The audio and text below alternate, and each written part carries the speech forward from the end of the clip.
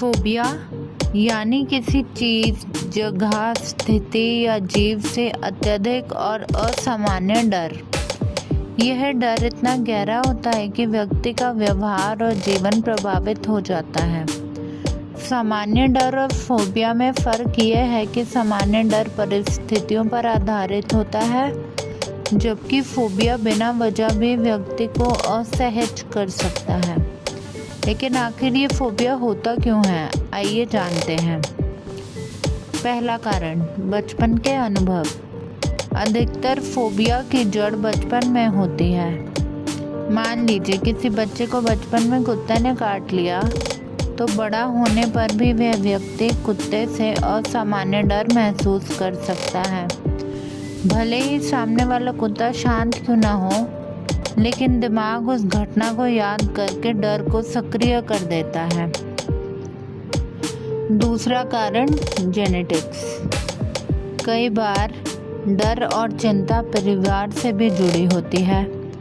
यदि माता पिता या परिवार के किसी सदस्य को कोई फोबिया है, तो बच्चे में भी उसके विकसित होने की संभावना होती है। तीसरा कारण, ऑब्जर्वेशनल फोबिया।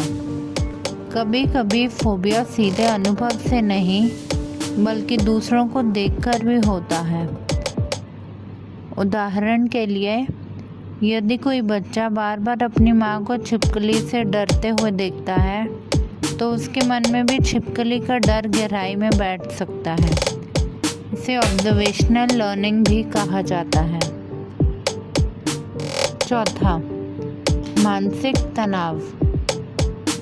जीवन में किसी दुर्घटना, बीमारी या बड़े मानसिक आघात के बाद भी फोबिया विकसित हो सकता है।